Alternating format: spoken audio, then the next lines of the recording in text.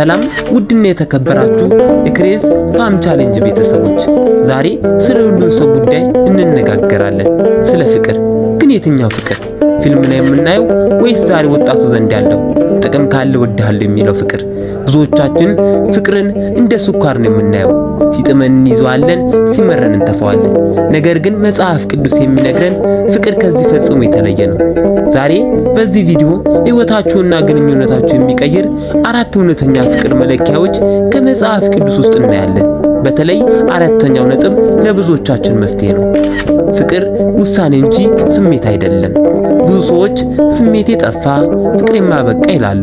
ነገር ግን መጽሐፍ ቅዱስ ፍቅርን እንደ ስጦታ ሳይሆን እንደ ትእዛዝ ነው የሚገልጸው። እርስ በርሳችሁ ተዋደዱ ተብሎ ታዘናልና፣ ትእዛዝ ደግሞ በስሜት ላይ አይመሰረትም። ስሜት እንደ ደመና ነው፣ ዛሬ ያለ ነገ ይጠፋል። እውነተኛ ፍቅር ግን እንደ መሬት ጽኑ ነው። ዛሬ ባልመችሽም፣ ዛሬ ባታከብረኝም ላፈቅር ወስኛለሁ የሚል ጥንካሬ ነው። ክርስቶስ እኛን የወደደን ስሜቱ ተመችቶ ሳይሆን እኛን ለመታደግ ወስኖ ነው። ፍቅር በስሜት ላይ ከተገነባ ስሜቱ ሲቀዘቅዝ ቤቱ ይፈርሳል። ፍቅር የራስን አይፈልግም።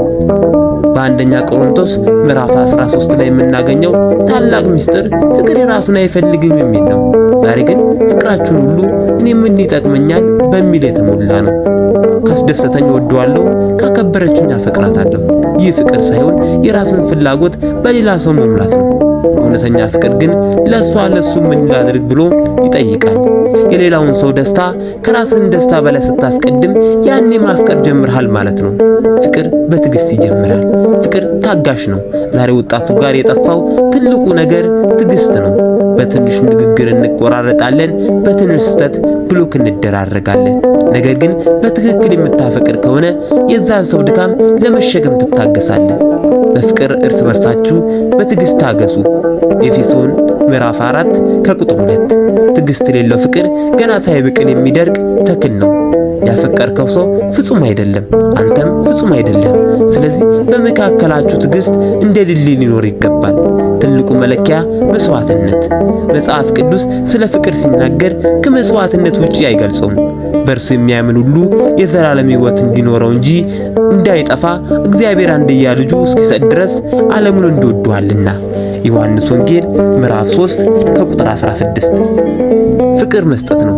ጊዜህን፣ ጉልበትህን፣ ኩራትህንና ፍላጎትህን ለሌላ ሰው አሳልፈ መስጠት ነው።